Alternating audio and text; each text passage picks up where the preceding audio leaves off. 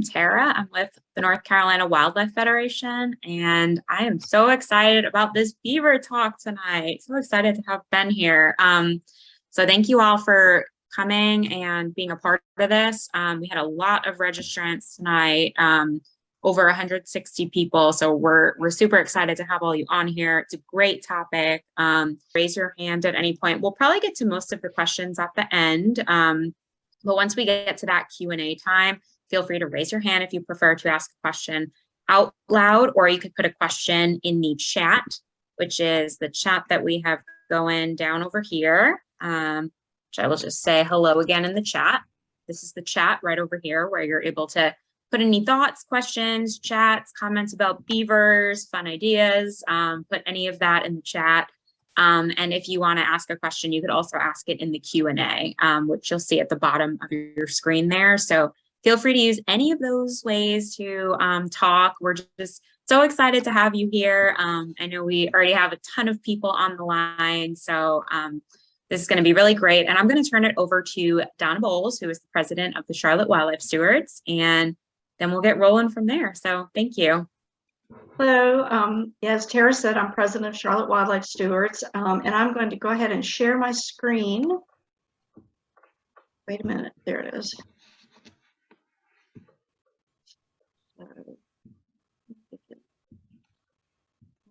There we are. So the Charlotte Wildlife Stewards, we're a chapter of the North Carolina Wildlife Federation. There are 19 chapters in the state, so it's really kind of cool that we have all these sister chapters, and we do collaborate them with time to time. To communicate with us, we do have a website that's on here, charlottewildlife.org, and our email is on the screen, and Tara's going to put that in the chat so that if you want to reference that. We are also on social media, on Facebook and Instagram. So our mission is to create, protect, and preserve wildlife habitat through education, engagement, and enjoyment. Anybody that's in the Charlotte area and probably everywhere else knows that development is all over the place. And so we need to do what we can to ensure that wildlife still has a place to be that's not just our backyard, although we do need to help them out with that. And so one of the things that people can do is create wildlife habitat in their own yard. And it can be from a balcony, a courtyard, a regular old suburban yard, or even if you've got acres. And these are the elements that you need to have. They need everything we do: food, water, shelter from the weather, shelter from predators, places to raise their young. And then use sustainable practices on your property. Don't use pesticides. You don't need fertilizers. Reduce your lawn. Leave your leaves. You've probably heard a lot of that already, but we just want to reinforce that. Down at the bottom of the screen is the website where you can certify your yard with the National Wildlife Federation, where you can certify it as a wildlife habitat. Charlotte is a certified wildlife community, and that means that we have certain number of certified properties, as well as we have educational and outreach events that go on throughout the year. And that's one of the things we as a chapter do to help promote that. And if you have any questions about that, you can certainly reach out to us through our email. We like to connect people with nature, and we have a lot of events to do that. You might want to jot down our Wild on the Water is a very fun canoeing, kayaking event. It'll be on June 3rd this year. It is our fundraiser, and it's a blast. We had over 50 people last year out on the water and just had a great time. The other big event we have is a Kids in Nature Day. It will be on October 1st. Well, that's pending that we can arrange that with Parks and Rec. There'll be more on that later. And that's a hands-on adventure for kids and their families. Last year we had 200 kids come through, and you can see one of our young volunteers here helping with snakes. We also do partner and volunteer events. We've done trash cleanups. We've partnered with Parks and Rec for that. We've partnered with Stormwater and with NCWF. And one of the great things about that is we report how many pounds we've picked up into North Carolina Wildlife Federation.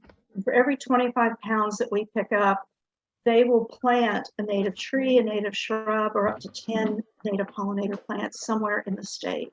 So that's a really terrific thing, to taking what doesn't belong and replacing it with what does belong in nature.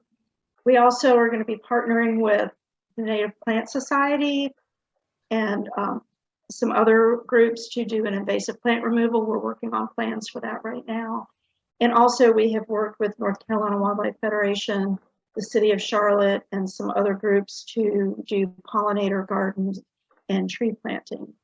Another fun thing we do is an I Spy Nature Walk, and that's where we take groups of people, through a nature preserve. It's usually on a guided walk. We have environmental educator on our board, and he's terrific with leading these. And we just go out and we find what's there, and sometimes it just turns into where we're wandering because we're having so much fun finding things.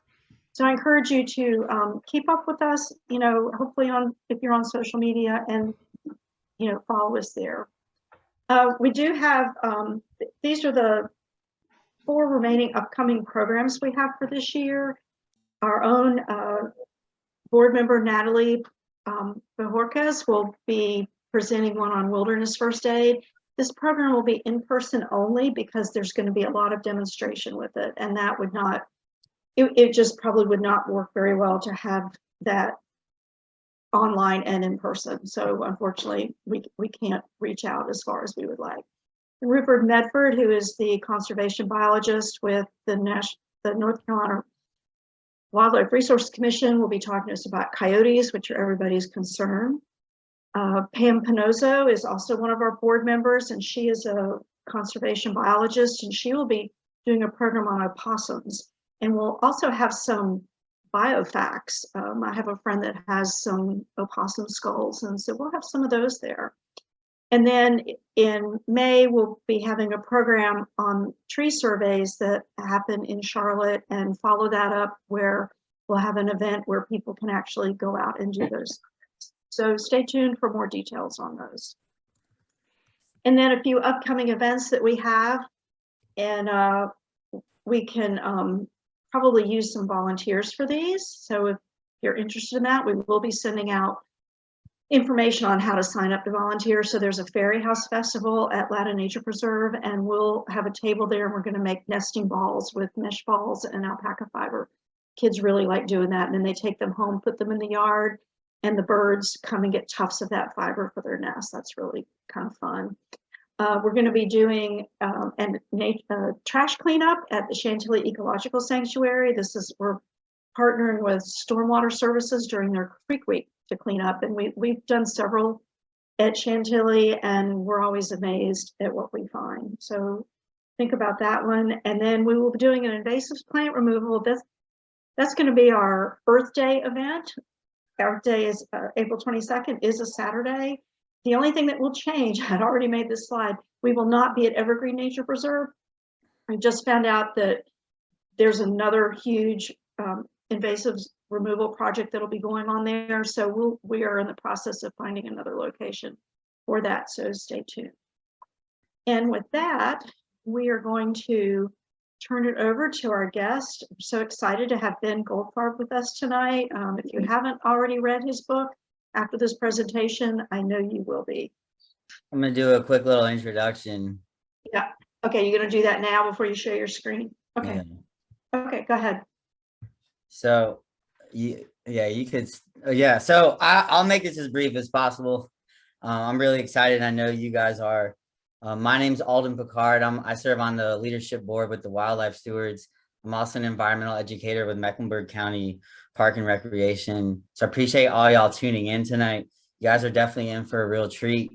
I was first introduced to Mr. Ben Goldfarb listening to a podcast, The Wild with Chris Morgan. A really great podcast. If you haven't, check it out. He was featured on an episode back in 2019. I was traveling with my wife back from the beach. I was immediately captured listening to the podcast. I bought Ben's book while driving home. I ordered it online while driving home. So, I mean, the interview, it was awesome. Then I reached out to Ben on Instagram, and he's such a stellar guy. he responded and connected me with some people, and then agreed, to do this presentation for us today. So I know that we're here to hear Ben's incredible story, and all about beavers. I do want to note that I'm going to share my screen really quick. For those that live in Mecklenburg County, we do have, of course, now it's not working. We do have quite a bit of active beavers in our area. And I was going to show you a GIS map with all the signs of the beavers and everything, but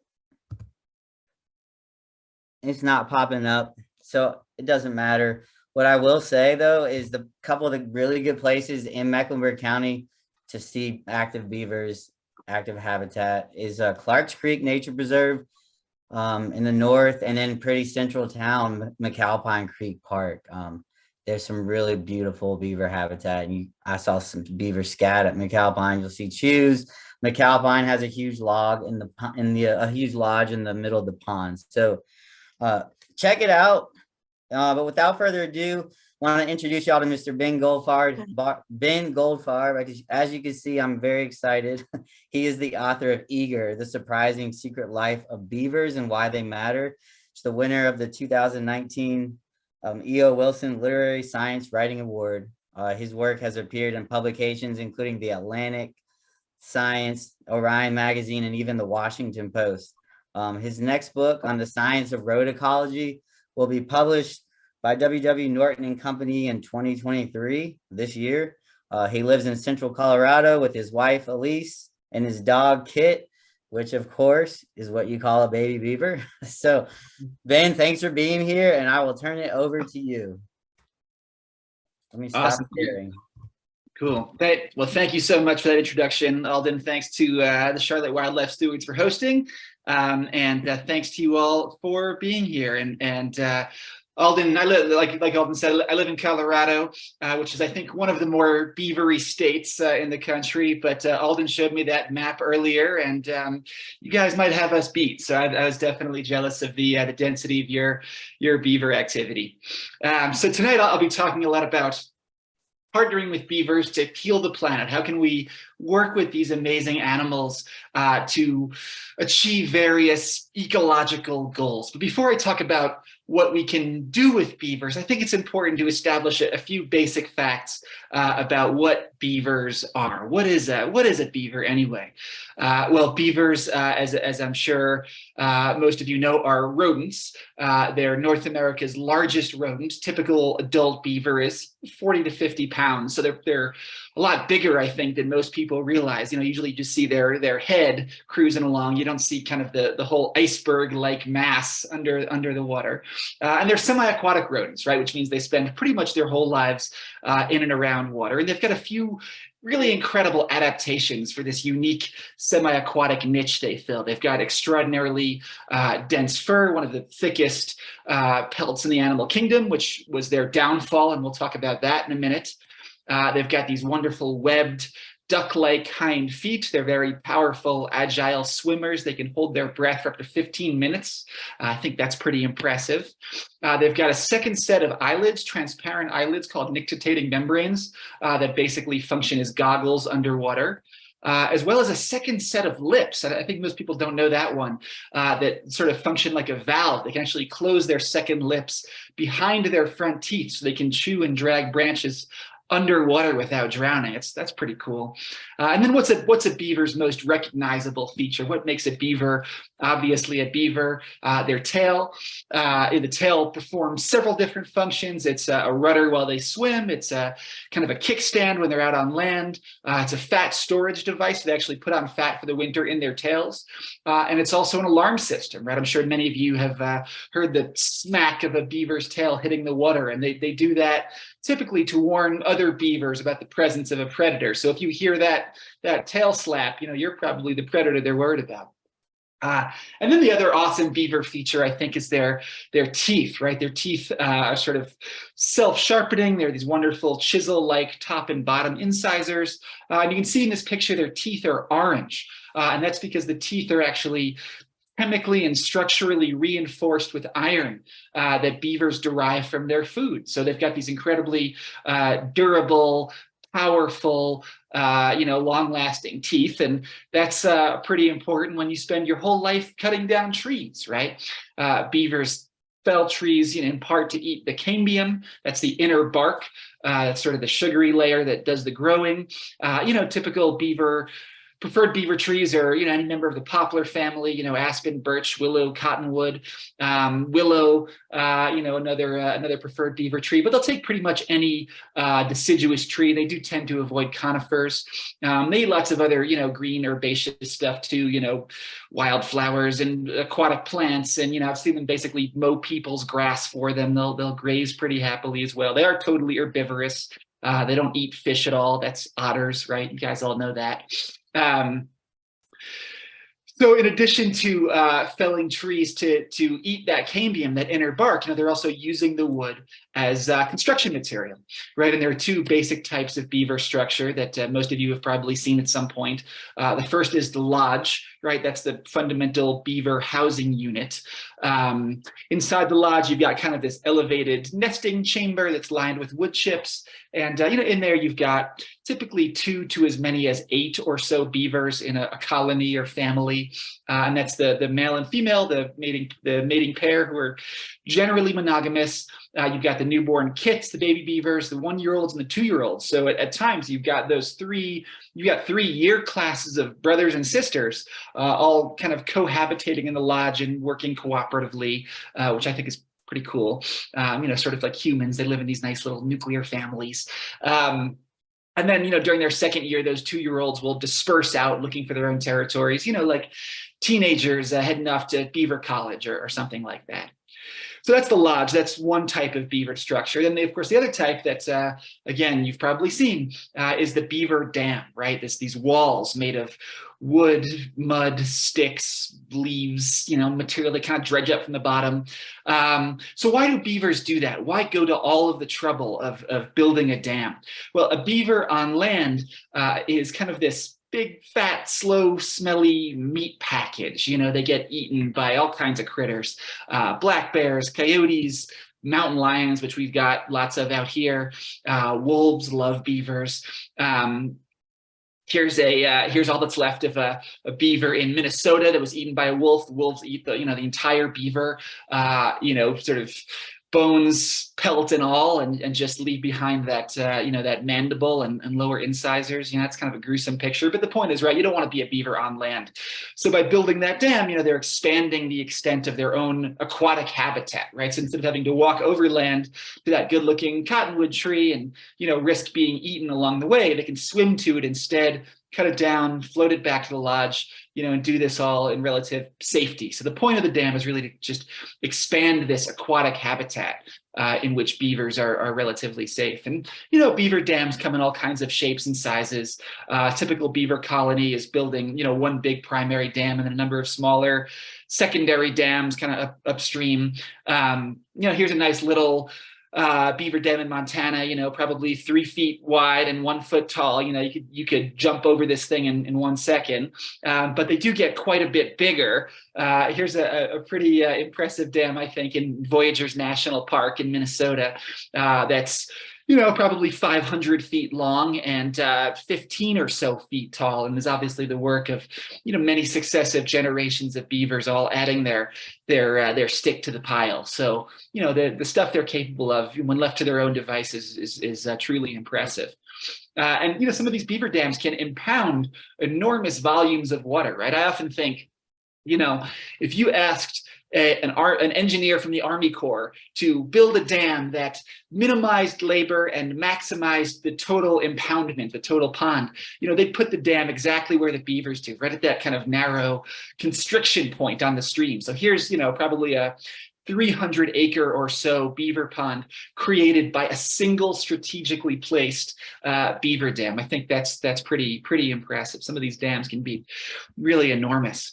The other beaver behavior that we probably don't talk about enough, but is really important, is canal digging. You know, we think of them as being these great builders, but they're also wonderful diggers, and they excavate these elaborate canal networks that lead up into the forest. So again, you know, they can swim up that canal rather than walking overland, cut down that tree, float it back down to safety. But those canals are another really important way that beavers kind of spread water out on the landscape. You know, they're sort of like irrigation ditches, you know, moving water up into the plains or the forest. So you put it all together, you know, and here's what it looks like. This is a beaver complex not too far from my home in Colorado. This is about 12,000 feet or so of elevation. So they really get way the heck up there. And you can see, you know, the stream kind of comes meandering along, you know, in this sine wave. And then it hits all of these beaver dams, all of these linear features, which just slow that stream down and spread that water out and hydrate this whole valley. So, you know, again, this valley is storing probably hundreds of thousands, if not millions of gallons of water, thanks to all of those beaver dams that are slowing those streams down and spreading their water out and allowing it to sink into the soil, right? This is basically an incredible little reservoir up in the high country that's, you know, gradually feeding its water back into the creek. So you can sort of see in this picture what incredible sponges they create on the landscape and how they're storing this huge volume of water, you know, for productive use in many cases.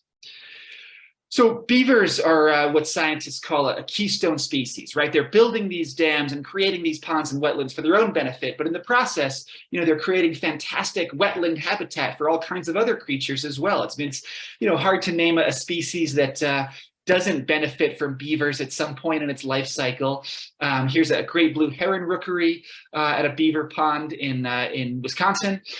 So, you know, wading birds, waterfowl, even songbirds, you know, they'll flock to beaver ponds and eat the aquatic insects emerging off the surface, and they'll, you know, perch in those coppiced willows. You know, a million studies showing that bird diversity and abundance goes up in the presence of beavers.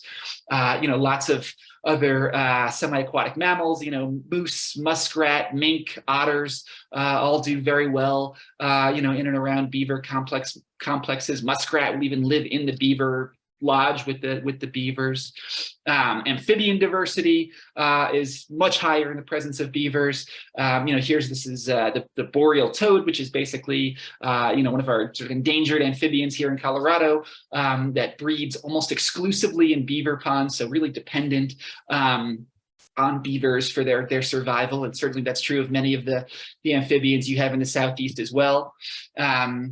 Here's kind of a cool example of beaver habitat creation. So this is an old beaver pond in Minnesota. You can sort of see the dam back here in the background. So basically what happened here was that the beavers left the area for whatever reason. The dam breached, the pond drained. So you get this really nice, you know, lush, wet meadow that's really good deer forage. But in this case, so when the pond drained, this beaver lodge was left, you know, kind of high and dry. And a pack of wolves actually moved into that lodge and raised their pups in the lodge. That's beavers creating habitat for their direct predator. I think that's pretty incredible. And, you know, you could probably find that example with red wolves in North Carolina. Another example that's, you know, that's certainly relevant to you guys is the St. Francis satyr. Some of you have probably heard of this butterfly. It's one of, if not the rarest butterflies in North America. It's found only in North Carolina, and one of the big reasons it's so rare is that it feeds almost exclusively on sedges, or its caterpillars feed almost exclusively on sedges that grow in beaver ponds. So when beavers were wiped out, which we'll talk about in a second, you know, this butterfly lost basically the entirety of its habitat. And again, you know, there are lots of great sort of beaver restorations now happening on Fort Bragg, actually trying to restore habitat for the St. Francis satyr. And I'm sure there are people on this call who know a lot more about that than I do, but just an incredible example of a, you know, species that's deeply co-evolved with beavers.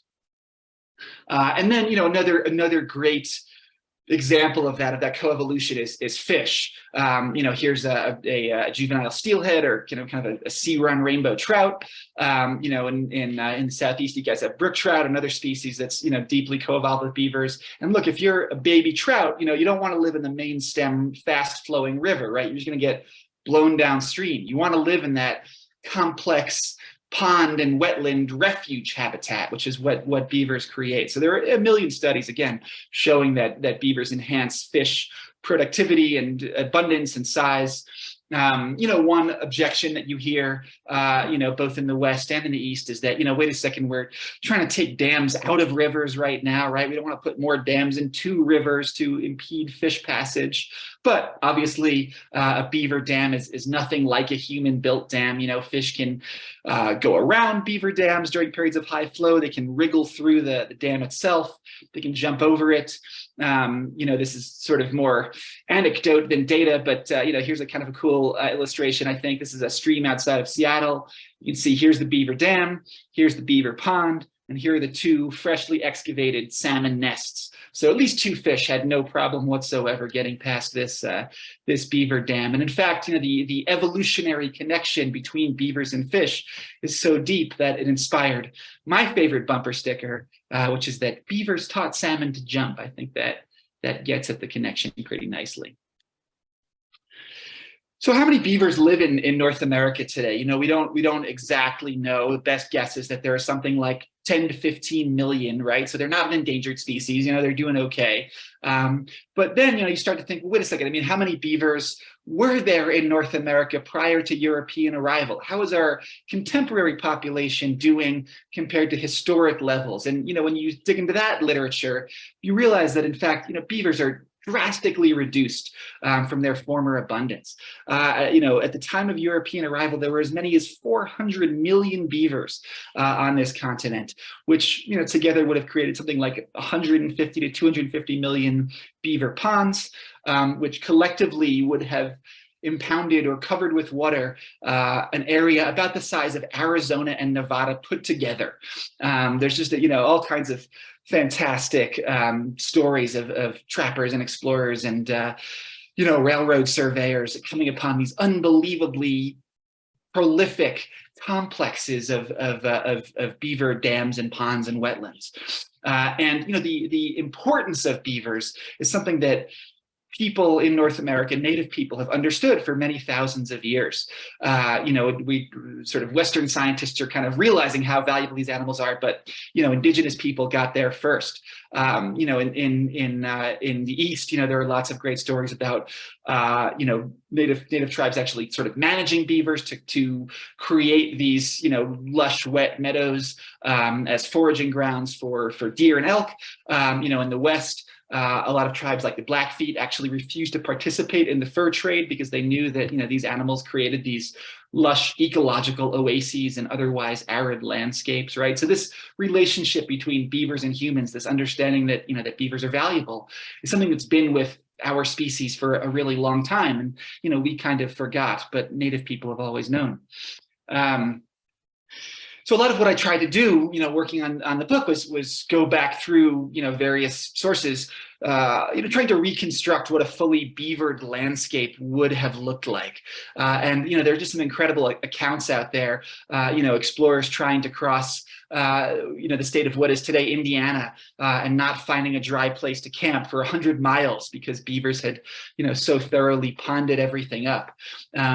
Lewis and Clark have all kinds of fabulous beaver observations in their diaries. They describe seeing beaver dams in the Missouri River or tributaries of the Missouri River, as far as the eye could see, up to the base of the mountains. And in fact, in many places, they had to, either use the main stem river or, walk along the ridge lines because all of those tributaries, those little valleys, were so thoroughly ponded up by beavers that, even restricted where they could travel.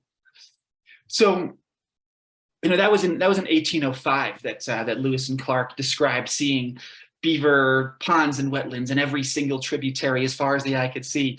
In 1843, just 38 years later, John James Audubon, of course, the naturalist and painter, traveled the exact same landscape looking for beavers to paint. And he couldn't find a single beaver in the entire Missouri Basin, where Lewis and Clark had seen them ubiquitous, just a few decades earlier. So what happened in just 38 years? Where did beavers go? What did they turn into? Well, of course, they turned into hats, right? I think that, as we hear the phrase beaver hat and think of like a big fluffy kind of Davy Crockett type thing, but in fact, beaver hats were these, elegant Victorian top hats that were all the rage back in Europe. And the fur trade really begins in the early 1600s in New England and very quickly spreads west and south across North America. Fur trappers are traders are basically extracting beavers from every single river, stream, lake, and pond they can find. Beavers, along with timber and cod, were really the most important economic resource that Europeans found in the quote unquote New World. There are all kinds of, I don't really have time to get into the whole history of the fur trade, which is, many books can be written about that alone and have been. But a few really powerful testaments, I think, to the influence of the beaver trade. This is the city seal of New York, which is where I grew up. You can see, here's the Dutch guy and the Lenape guy, hanging out in harmony. Here are the flour barrels. Here are the windmills, and here are the two beavers. So today, beavers are still part of the city seal of New York City. That's pretty remarkable, I think.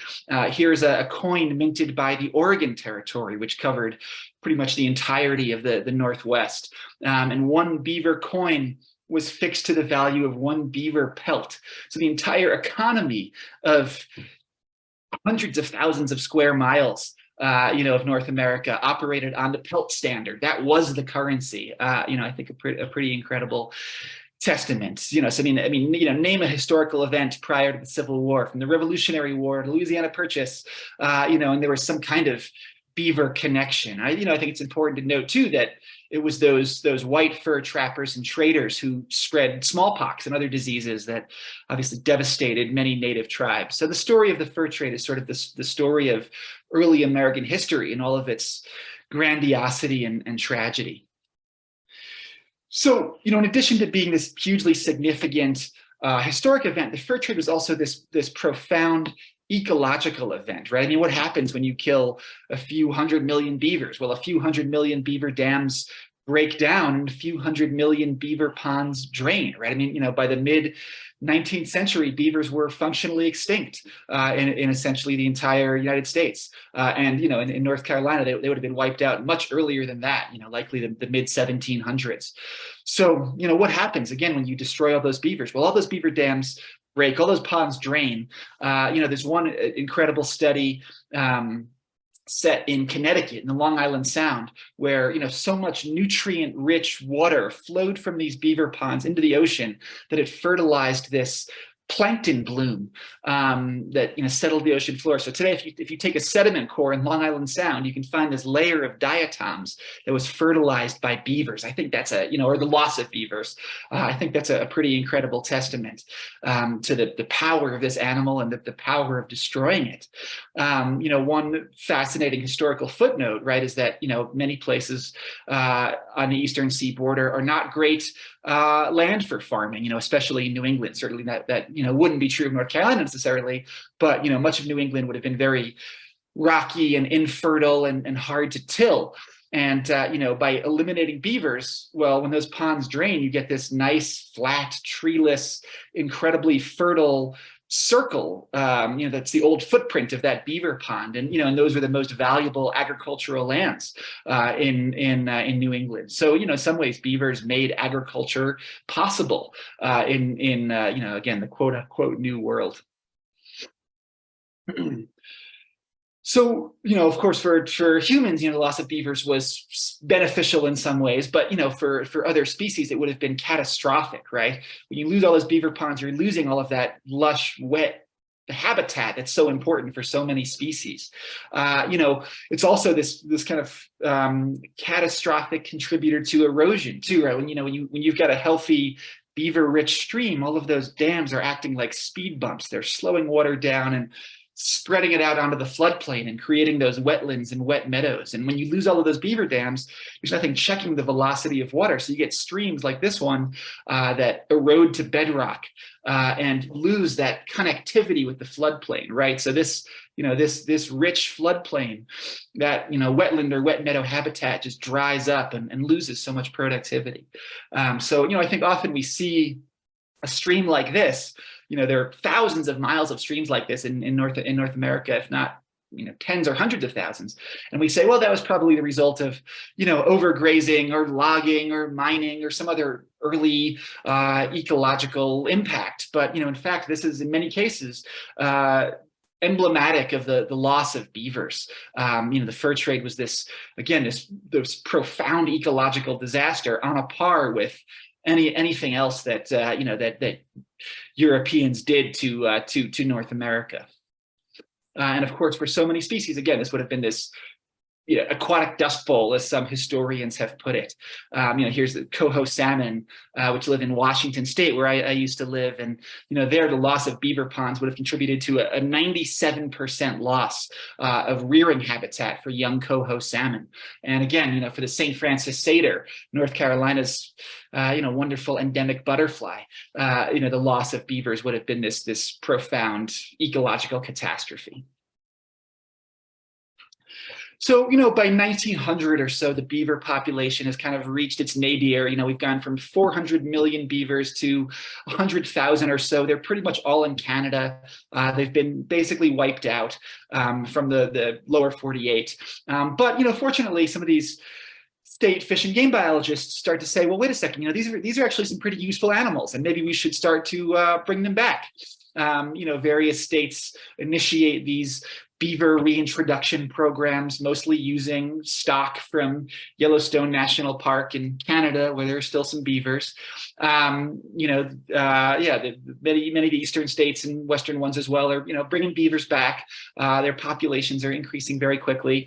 Probably the most famous beaver reintroduction project occurred in Idaho in 1948. I bet a lot of you have heard of this program. The state fish and game department wanted to move beavers into what is today the Frank Church Wilderness area. First, they tried moving them on horseback. The horses didn't take very kindly to that. So then one of the biologists had the bright idea of airdropping them out of planes. They packed beavers into these crates, stuck them to parachutes, took them up in these sort of World War II holdover planes, and tossed them out into the wilderness. They released 76 beavers this way in 1948. 75 of the beavers survived. One beaver, unfortunately, fell to his death. Very sad. And the next year, when they flew back over the same area, they saw new ponds and wetlands and all the places where they drop beavers off. So this was actually an incredibly effective re-beavering strategy. Nobody's throwing beavers out of airplanes anymore, but at the time, this was how it was done. So all throughout the 20th century, you've got beaver populations starting to come back. They're being reintroduced. There are some trapping restrictions put into place, and their numbers are increasing. The only problem is that while they were gone, we colonized all of the best habitat, right? Good beaver habitat and good human habitat, they're one and the same. We both like fertile floodplains and low gradient stream corridors and valley bottoms. That's where beavers build their dams and create their ponds, and that's where we build our roads and rail lines and farms and power infrastructure and so on. And as beavers return to these landscapes, conflict ensues. Of course, I'd argue that that we're the nuisance species more than they are. But there's no question that beavers can be challenging to live with. Right, here's kind of a classic beaver conflict. This is in Massachusetts. This is a set of railroad tracks that had just been completed. This big multi-million-dollar project, and within 3 months, beavers had them underwater. Right. Here's a kind of a cool example. This is a little cabin that I stumbled upon in New Mexico near Taos. And you can sort of see, in this case, beavers start their dam up in the top left corner of the screen. They dam up to the cabin. Then they incorporate the cabin in the dam, and then they keep going on the right side of the screen. Right, I wouldn't want to be that landowner, but you've got to be impressed by the ingenuity of these beavers. Beavers dam and road culverts all the time, right? That's probably the most common beaver conflict. And that makes sense. If you're a beaver, the road bed is like the world's greatest dam, and the culvert, the pipe going under the road, is the leak in the dam. And beavers plug leaks, right? That's what they do. So, when they do this, the water level rises, the road washes out, very expensive to maintain, big flooding issue. That's probably the most common beaver conflict, but, they get into more creative mischief too. Here's a beaver that broke into a dollar store in Maryland and was actually apprehended while browsing the plastic Christmas tree rack, which, feels like a metaphor for something. And the way that these sorts of beaver conflicts are almost universally handled is by killing the offending beaver or beavers. And here in the United States, we kill a lot of beavers. The Department of Agriculture, Wildlife Services, kills between 20 and 25,000 beavers every year. That's the federal government. Certainly private nuisance trappers are killing tens, if not hundreds of thousands more. And one actually fascinating tidbit for you folks that somebody in this crowd probably knows more about than I do is that North Carolina is habitually one of, if not the most prolific killer of beavers. So I don't know if this makes sense to you, but here's Wildlife Services 2021 sort of kill table where they track the animals that they eliminate. And in North Carolina, using these various methods, traps, snares, guns, the agency killed about 3,500 beavers. So something like 1 in every 7 or 8 beavers killed by the federal government in the U.S. was killed in North Carolina. And I don't entirely know why that is. It's always kind of interested me. I mean, certainly, as Alden can testify, you've got a robust beaver population, so that's probably part of it. But there's something going on in North Carolina, and maybe in the Q&A, somebody here knows more about what's happening there than I do. Anyways, the point is that we kill a lot of beavers, which it makes a certain amount of intuitive sense, right? The beaver's causing a problem, get the beaver out of there. But the issues with that are many, I would say. I mean, first, when you kill the beaver, you're killing the potential for that great pond and wetland habitat that they create. But also, you're not really solving the problem, right? As long as that culvert is there, kind of beckoning to them, the beavers are always going to come back. And there are all of these communities, all over the country, certainly in North Carolina, that are engaged in these very, expensive and I would argue inhumane cycles of trapping and recolonization and trapping and recolonization. So you start to wonder, well, maybe there's a better way of solving these beaver problems. Look, lots of beavers get killed every year for killing trees, right? For cutting down trees, for cutting down ornamental trees or people's fruit trees or what have you. And I just don't think that any beaver should ever be killed for cutting down a tree. I think that's just too easy a problem to solve. So here's kind of a nice case study from my town in Colorado, where the local land trust, they had beavers at this pond that they manage, and they had these beautiful old cottonwood trees that they wanted to protect, which is, that's fine, protect your trees. So they wrapped those trees in, some heavy gauge wire to stop the beavers from cutting them down. And then they left unfenced the non-native Siberian elm trees, which the beavers took down. So that's invasive vegetation management, which Donna was talking about earlier, using beavers as your agent. I think that's a pretty cool example of creatively working with these animals rather than fighting them.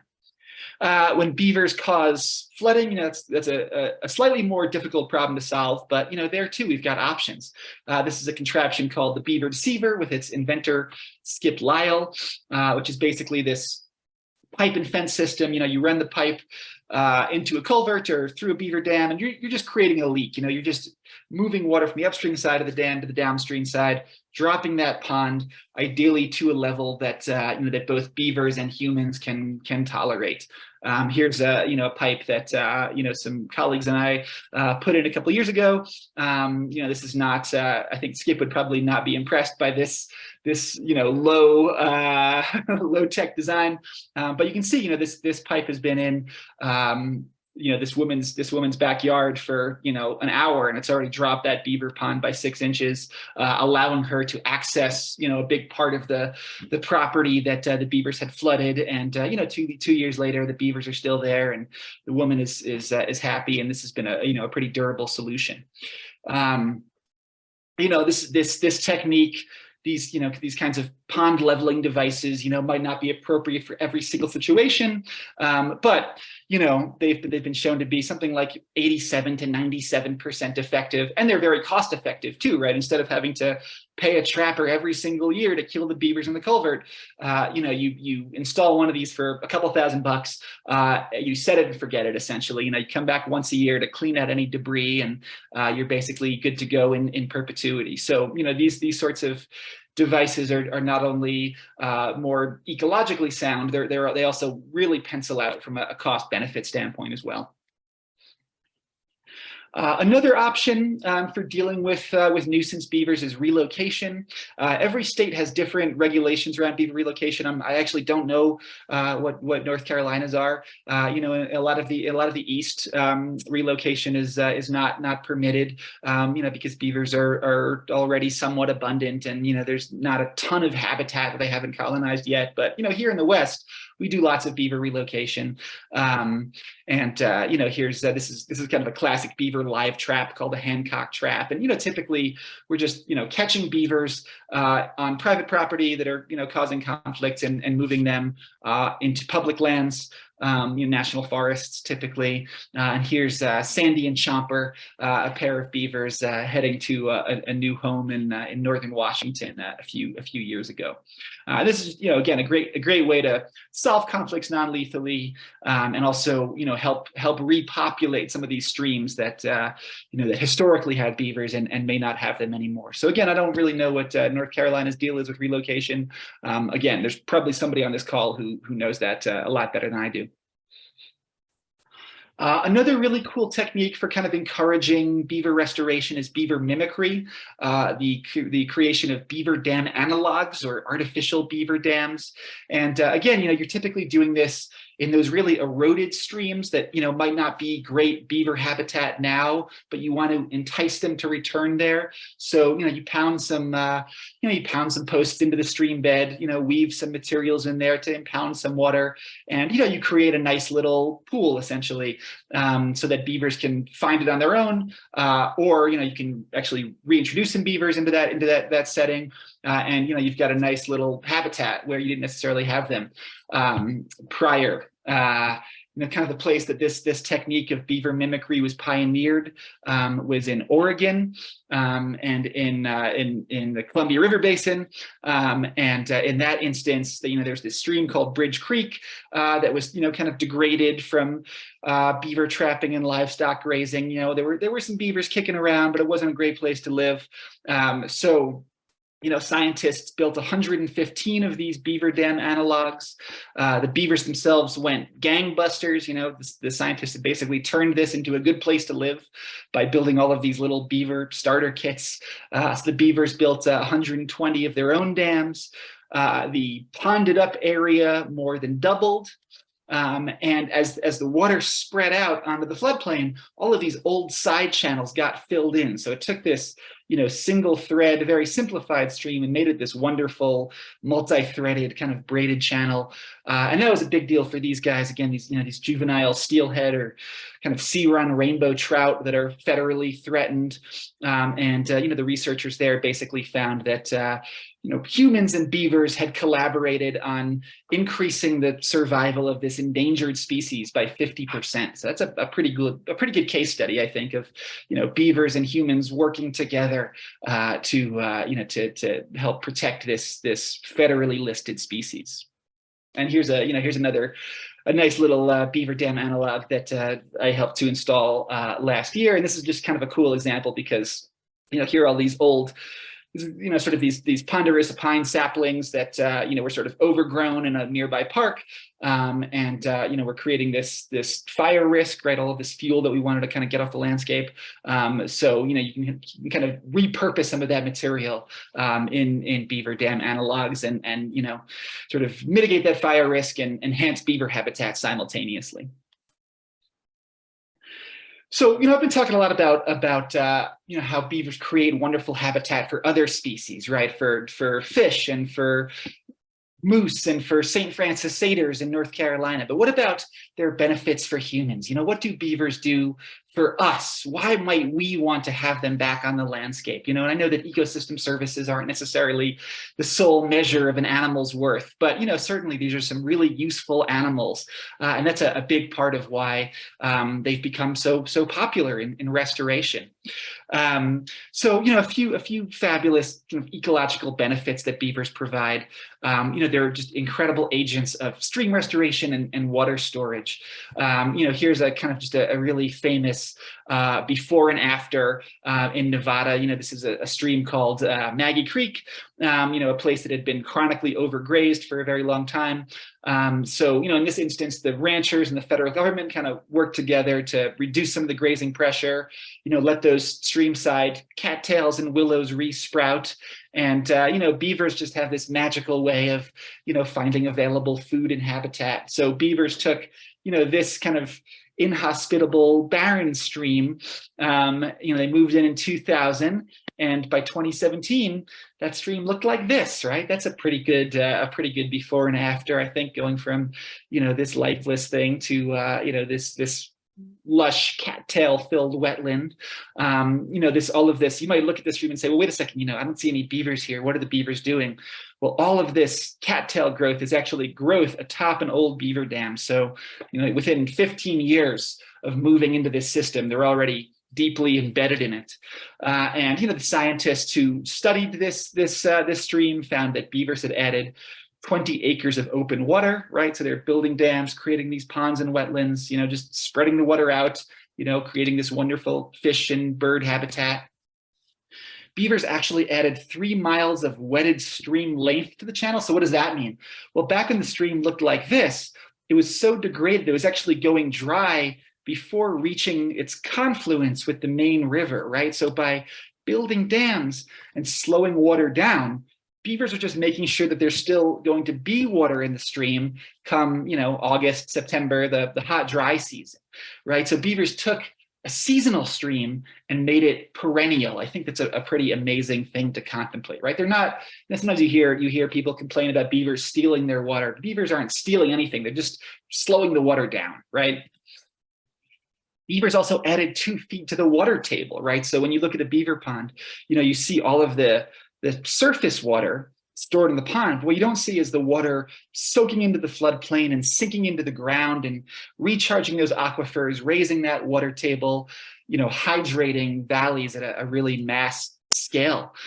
So here, by raising that water table and hydrating those soils, beavers actually added 100 acres of riparian or streamside vegetation to this little valley. Right. And that's a big deal for this guy. This is James Rogers, a rancher in Nevada who, loves beavers and works with them. And the point that he made to me is that, beavers had basically increased production for his cattle tenfold, by irrigating. They're irrigators, right? So, there in Nevada, a place that, is pretty hostile to coyotes and ravens and, other nuisance animals. There's this wonderful cluster of progressive pro-beaver ranchers, people whose dads shot beavers in their irrigation ditches and whose dads shot beavers. But, now they're working with beavers because they've recognized the benefits that these animals provide. Another fantastic beaver service is flood mitigation, right? You get this big pulse of rainfall, racing down a river, and then it hits that beaver wetland and it spreads out and sinks into the ground and gets, captured in those ponds and pushed down to the floodplain. And all kinds of great studies basically showing that beavers dramatically mitigate floods. And I think that's a pretty amazing thing to contemplate. You've got drought on one side, flooding on the other side, these two polar opposite problems, and yet beavers are helping to fix them both by stabilizing that hydrograph. I think that's just a kind of, again, a magical thing to contemplate. They're wonderful pollution filtration devices, right? Again, that stream is carrying, phosphates and nitrates and pesticides and herbicides and heavy metals and all kinds of junk, and then it hits that beaver pond, slows down, all of those suspended pollutants settle out and get captured in the sediment at the bottom of the pond. That's beavers are being used in the Chesapeake Bay right now in Maryland as pollution capturing agents, right? And there are lots of great studies about beavers dramatically reducing nitrogen loads in streams. They're also sequestering lots of carbon, right? You see this, kind of organic, rich matter that's full of dead leaves and sticks and whatnot. Beavers are capturing enormous volumes of carbon. So that's another really important beaver benefit. And then, one last one I think that's worth highlighting, again, especially in my part of the world, but increasingly in the East as well, is that they're great at fighting fires, right? Water doesn't burn, and beavers, by spreading water out on the land, are creating these wonderful fire refugia and fire breaks. And here you can see this is the Sharps Fire in Idaho. You can see that all of the uplands have just been burnt to a crisp, and the only green, wet, blue, lush place left in this burn scar is that beaver created valley bottom. So just, again, a really amazing testament to what these animals can do, especially as the world gets hotter and drier and more flammable. So I've been talking about all these beaver virtues, and I think it's sort of worth concluding by asking, even all the great stuff that beavers do, why do we still kill so many of them, especially in North Carolina? And I think that part of that comes down to this sort of ecological amnesia. When we killed 400 million beavers, we changed the land in ways we don't fully recognize. And I think we internalized this notion of a healthy stream being this free-flowing, fast-moving, cobble-bottom, single-thread channel, the kind of stream you might see in a fly fishing magazine, when in reality, so many of our systems looked like this. They were, there was water everywhere. It was barely flowing. The bottom was kind of mucky. There were dead and dying trees all over the place, right? It was a wetland, not a stream per se, or not something that we recognize as a stream. But in fact, this sort of beaver-created landscape was historically, more rule than exception in a lot of cases. So I think that to fully realize beaver benefits, we have to reconfigure our historical ecological imagination and think about what kinds of aquatic systems are healthy and natural and normal. Right now we have this mindset that every time beavers show up, they're wreaking havoc on streams, because we don't necessarily know what these systems used to look like. And again, we need to sort of deepen our historical imagination and reach back further into the past to understand what these systems used to be. So to sum it all up, we've got this fantastic animal. It provides all of these wonderful ecological services, both for humans and for all kinds of other species. It does it all for free. And best of all, it doesn't need permits. That's a really nice aspect of beavers too. So as the mantra of the Beaver Believer goes, it's time to step back and let the rodent do the work. I'm gonna get that tattooed on me someday. So with that, I'll say thank you so much. We've got some time for questions, and I think there are some in the chat. I did write a book about this stuff in case tonight merely whetted your appetite for more beaver content. Yeah, happy to take some questions. So thank you, guys. Thank you so much, Ben. Speaking for everyone here, this was amazing. And I think we have a lot of fans of the Beaver now. I can definitely say I am one myself. So thank you so much for this. And we definitely have a good amount of questions. I think you can see some of them, but some of them are just to the panelists. So I'll just kind of start with some of the earlier ones here. So one of them was, what is the impact of beavers on trout, salmon, and steelhead fisheries? Yeah, the impact, as I mentioned, is very positive. Beavers, again, they're creating these fantastic sort of rearing habitats for juvenile fish in particular, right? Again, if you're one of those, if you're a baby trout or salmon, you don't want to live in the free-flowing, fast-moving river. You want to live in that nice, slow-moving, complex sort of pondy habitat with lots of, woody protection from herons and kingfishers. So, there are, there's a huge body of literature basically demonstrating that, that beavers create great fish habitat. It's still not universally understood. There are places where beaver dams are torn out or dynamited. Wisconsin does a lot of that to quote unquote improve habitat for brook trout. And I'll just say that a lot of that I don't think is evidence-based. It's something that, that like it's been done for, 40 years. So we're just going to keep on doing it.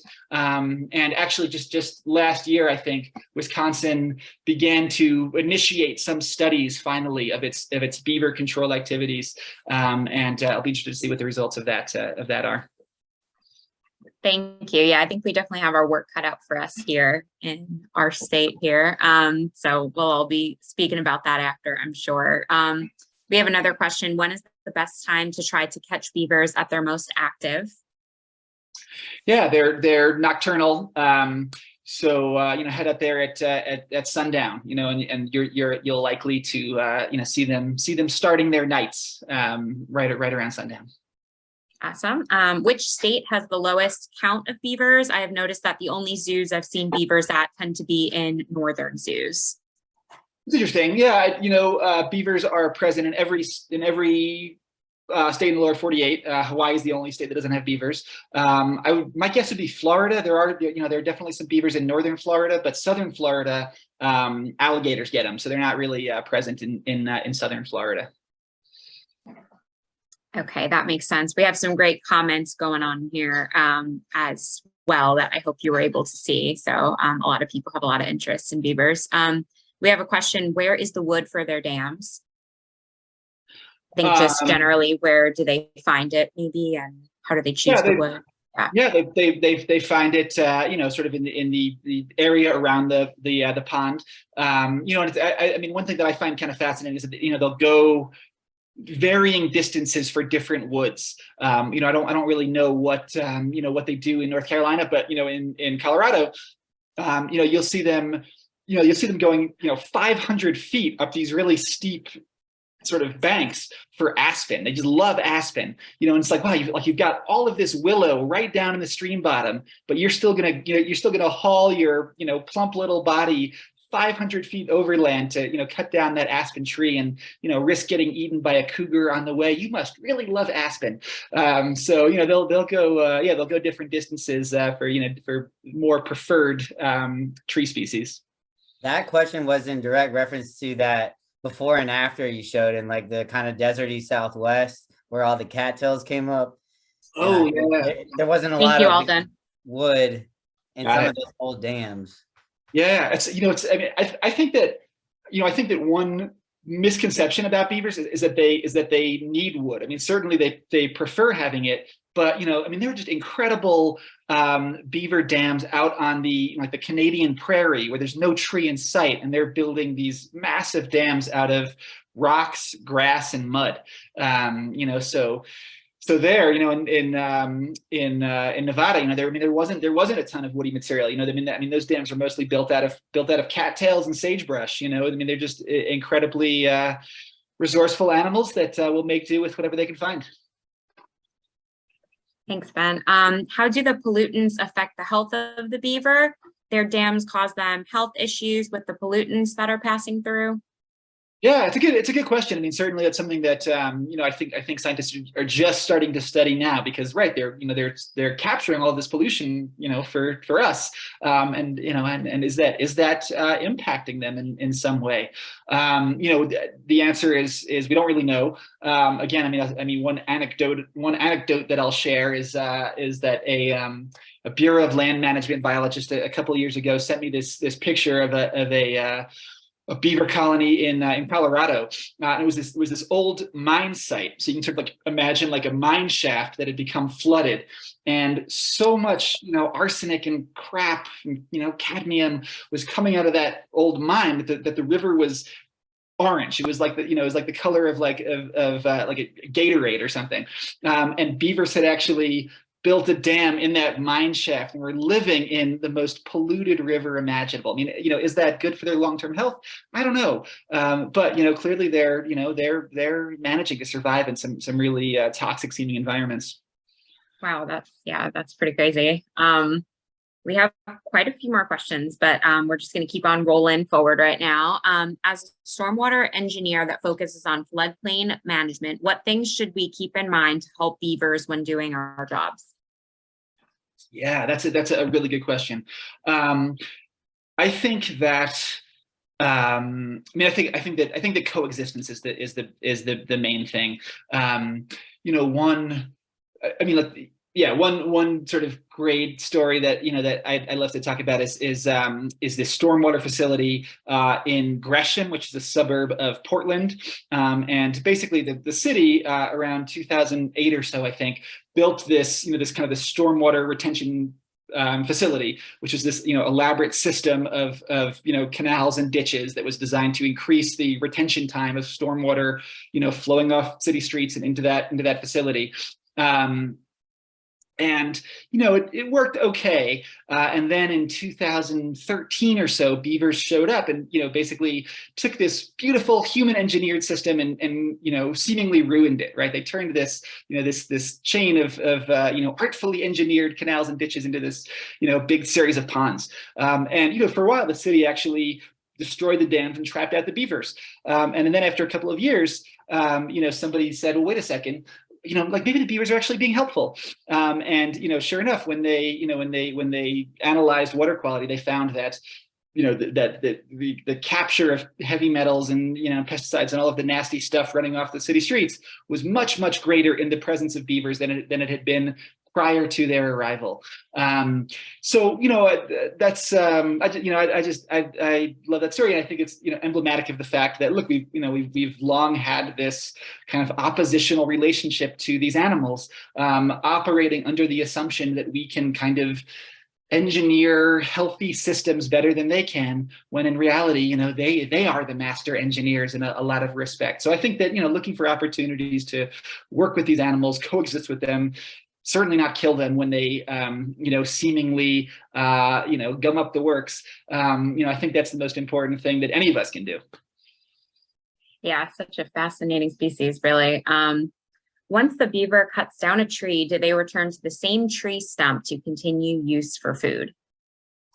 Not always. They do all kinds of weird stuff. You'll see them they'll cut a tree, to the point where there's just like one little tiny, strand of heartwood connecting the stump to the body of the tree, and then they'll just walk away, and work on the other side of the pond for a while for reasons that aren't clear to anybody, maybe besides the beavers. So they do all kinds of strange things, and they're definitely not consistent in where they chew and what they eat, and they don't always use all of the wood they fell. They're kind of mysterious in that way. Yeah, it's kind of like an unpredictable species sometimes, right? Yeah. Who decides to remove beavers from public property like the Tar River Reservoir, and what can we do to stop or mitigate that? I guess we kind of touched on some of this, but if there was anything you wanted to add. Yeah, I mean, it totally depends on the place. I don't know anything about the Tar River Reservoir, and maybe there's somebody on this webinar who knows the answer to that question. Thanks. Yeah, that's perfect. How are beavers coping with human population growth, neighborhoods, and roads? Are they comfortable alongside development? Yeah, they do really well. I mean, they are potentially very urban animals. They've recolonized the Bronx in the last decade or so. I think in Seattle, something like 86% of the stream habitat is occupied by beavers at this point. One kind of amazing experience that I had is I used to live in Massachusetts, and near my house there was this giant beaver lodge that had been present on the landscape since at least the 1950s. You can actually see it in aerial imagery. So it was this very urban area, and people would actually get up onto the lodge and fish for bass, because bass sort of sheltered in the woody sort of projections coming off the lodge, and the beavers would come out at sundown and they would work on the lodge as a human stood atop it fishing for bass, not 10 feet away. So that's, I mean, clearly, those are beavers that had just habituated to humans in an urban area over the course of many decades and many successive generations of beavers, sort of learning to tolerate humans. So I think that I mean, these are potentially very urban animals, kind of like coyotes, which you're going to talk about in a couple of months. They can really live anywhere that we permit them to live, I would say. Thanks, Ben. Should we reassess using tools like the EPT index? I'm not sure I know what the EPT index is. Maddie, if you'd like to put a comment in the chat, or we can also just unmute you for a second if you're up for that. I'm just going to go ahead and allow her to talk. Go for it if you're ready, Maddie. Yeah, sorry. So it's like these 3 insect groups that they look for stream health, and like the best in like fast running streams, and like flies and stuff, like Diptera like love slow moving water. So I just wasn't sure if we should like reuse different species. Right. The mayfly, stonefly, caddisfly, triple threat. Right. I think it's a good question. I mean, certainly, you do see a different assemblage of aquatic insects, in and around beaver ponds. I mean, certainly like midges as a fly fisherman. That's sort of like I'm always whenever I fish beaver ponds, I'm ready to I'm ready to fish midges, because there's not a lot of, certainly not a lot of caddisflies, especially in and around beaver complexes. So I think that's. Yeah, I guess I'm not a good enough aquatic entomologist, certainly, to know how we should think about that. But but I think that generally, I think that just sort of like bespeaks the bigger question, which is that these animals modify landscapes in ways that we don't. In ways that we haven't fully accounted for historically. I think that we do have this, this image of a healthy stream being this kind of, largely cobble bottomed, when, in reality that might not be the case. But, I think another important thing to recognize too is that, beavers are capturing all of this sediment, right? Like one thing that you see very frequently is, you've got a beaver pond, and then downstream, you do have beautiful cobble and gravel bars, and and kind of a classic kind of cobble bottom trout stream, because beavers have basically caught all of that sediment upstream. So I think that the notion that beavers are just going to turn the whole system into this muck bottomed sludgy wetland is I don't think that's true. So I think that that's the thing that marks beaver created habitats, is that kind of diversity. So I'd still expect to see the whole suite of caddisflies and stoneflies and mayflies, but maybe not in the ponds themselves. Thank you so much. Thank you. And thanks for your question, Maddie. Are you okay with us going with just a few more questions, and then maybe can we send over the rest of the questions to your email and hopefully get some of those answers, Ben? Is that all right? Sure, happy to, yeah. Okay, awesome. Yeah, so we'll just get to just a few more, because we have, I think, like 20 more questions. So we'll just do quite a maybe 3 more, and then we'll make sure that we send the rest of these over to Ben to get all of these answers, because there's clearly a lot of beaver interest. So you have done a great job with getting us all super into them. So a next question we have here: have there been any structural studies on beaver dams? Does there seem to be a specific pattern in which they weave the wood to provide flow through the dam while still maintaining such sound structures? That's a good question. Yeah, I'm not sure if there have been a ton of studies. I mean, again, certainly anecdotally, they're typically, they usually seem to start with the kind of the bigger stuff, like a few long poles, which they're, sort of jamming at an angle into the stream bottom, so that they're sort of angled upstream to the flow, and then, they're weaving in some, some willow stems, kind of the skinnier, longer stuff. They're also using a lot of rock. I think that's one thing that people don't often realize. I wish I had. Yeah, I've got a great image of a rocky beaver dam that I'll just try to find real quick. It's so good. So they're using a lot of rock, and then at the end, they're kind of just sort of like patching the whole thing together with mud, typically mud and leaves and other stuff that they're sort of dredging up from the stream bottom. And you know,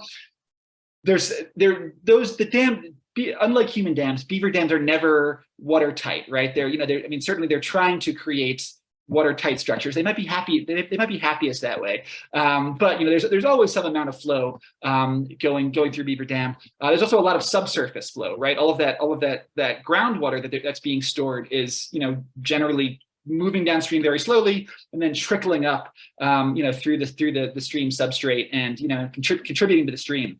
So, you know, they're creating these structures that are very good at holding water, you know, but certainly are not completely watertight by any means. Here, I'm just gonna share my screen. Yeah, go for it. I just love this really rocky beaver dam. So there you go. I just think that's really cool. And they actually carry the rocks. There's some cool YouTube videos of them carrying the rocks in their little forepaws, and they kind of waddle along on two legs. It looks very cumbersome, but they can move some pretty big material. Does it take multiple beavers sometimes to carry like those big posts or big rocks, or are they just? They're just dragging them. Yeah, I have never seen beavers work together to move an object. I think it's just a single. Wow. I think, I mean, they're just little tanks. You know, they're you know, 50, 60 pounds, super low to the ground. They're you know, like a little Hummer, little tractor. Impressive. We have just a few questions that I think will be really quick ones that you can answer just really quickly. Two are about kits. So do baby beavers know what to do, or are they taught by their parents? That was one of them. Yeah, that's a great question. I think the answer is a bit of both. There's a very famous study from Scandinavia where basically a scientist separated beaver kits from their parents at birth, put them in this concrete wall and floored room, gave them some wood, and then played the sound of running water through a speaker in the floor. And the beavers instinctively dammed the speaker. So clearly it's, you know, it's a very deep-seated innate instinct. On the other hand, you know, when you actually watch beavers, the younger beavers spend a huge amount of time following their older siblings and parents around, imitating their every move and observing them very closely. So there's very clearly some amount of learning that is happening in a beaver colony. So, you know, I don't know. Sometimes I think it's like, maybe it's like, you know, it's like language, right? We, you know, humans have sort of the innate capacity for language. That's something that's, you know, just inherently in us. We still have to learn the finer points of English or Spanish or whatever it is we speak. I think that's kind of maybe what being a beaver is like. The dam building impulse is innate, but, you know, there is still learning that's happening in the context of the colony. That makes sense. Yeah. And on that same note, do kits need to disperse far from their natal lodge or dam? You know, it totally depends on the habitat and you know, and how dense the beaver population is, right? If there's good habitat, you know, a couple hundred yards downstream or upstream, they'll stay pretty close to home. Beavers are very territorial, but they do tolerate their direct relatives, you know, better than strange beavers. But, you know, there are also still, you know, I mean, I've heard stories of kits dispersing 150 miles downstream in northern Minnesota, where the beaver population is really dense and it's hard to find, you know, an available territory. So, you know, they'll sort of move as far as they have to find a vacancy. Great. And I'm just going to get to one more question, and then everyone else, we will send your questions over to Ben after and get them answered. So thank you in advance for that, Ben. And I know, I think we're going to try to share that GIS map as soon as we get finished with this question. But someone just asked what the predators are, and I think you had touched on that, but I felt like that was a nice, simple question for you to be able to finish on there. Yeah, sure. So, yeah, I mean, any large carnivore, you know, black bears, coyotes, you know, coyotes struggle with adult beavers, but they'll take the kits for sure. Wolves just love beavers, you know. I mean, it's really, you know, it's one of the kind of amazing things about wolves, and this is sort of a fun note to end on, maybe just because I love wolf beaver dynamics. You know, we think about wolves as being these sort of cursorial predators who chase down their prey, right? You sort of imagine a pack, running across Yellowstone, in pursuit of an elk or something like that. But they're also really incredible ambush hunters. And they'll just sort of like lurk along beaver canals or foraging trails and pick them off.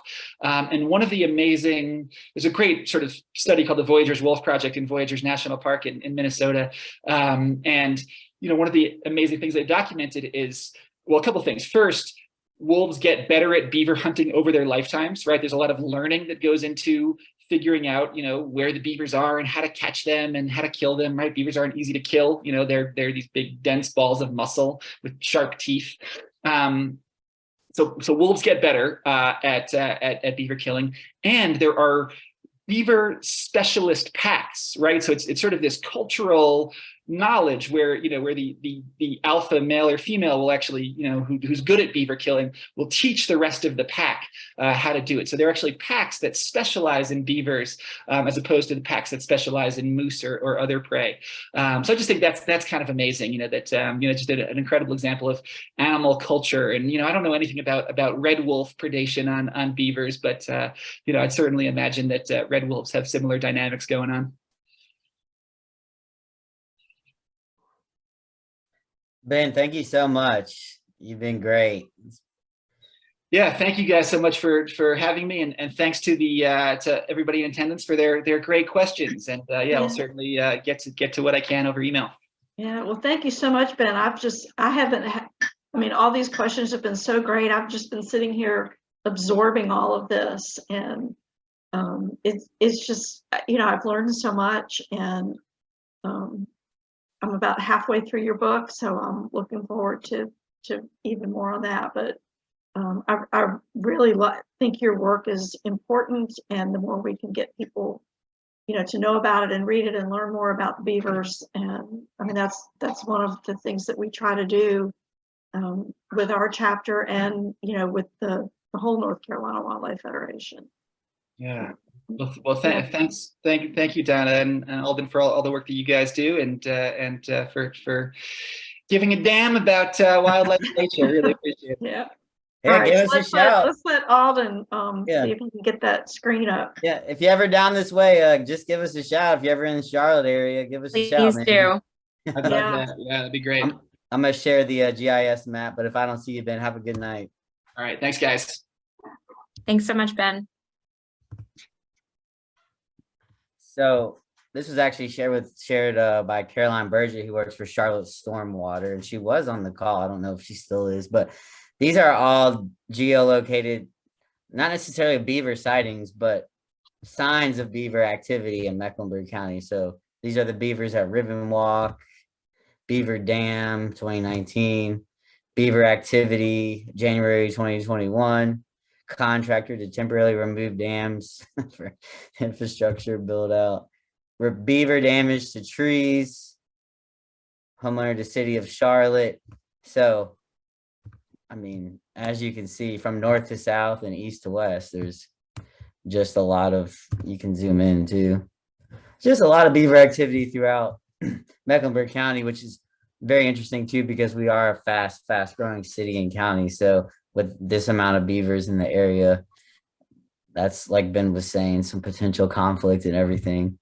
So glad I was able to share this with you guys. Potential beaver activity. I could click on all of these: beaver activity, potential, minor beaver activity. There's also active beavers down at McDowell Nature Preserve down there near South Carolina. They have a great little trail in Beaver Pond. Beaver activity, multiple dams. Can you put that link in the chat? Yeah, I think so. Yeah. And if not, we'll make sure Tara gets it so she can send it out with the follow-up email. I'll put it in the chat too. But it's pretty neat. You can zoom in and play around with that, see the aerial imagery and all that good stuff. So I think beavers they are charismatic, and honestly, they could easily be an umbrella species, because as Ben was saying, conserving them, protects a lot of other animals as well. And Yeah. we're learning more and more about how animals and having wildlife around is good for all of us. Yeah. Any final thoughts, Donna or Tara, or any final questions in the chat? There are No, definitely I'm just- more questions, but Yeah. I'll get them over to Ben. Yeah, this was wonderful. Thanks for hosting It was. this, Donna and Alden, and Ben. Thanks for being here. I think he signed off, but this was really great. So, Okay. thanks, Thank- Ben. Thank you so much. Thanks, Tara. All Okay, right. bye everyone. Hope you have a great night. Y'all have a great Bye. night.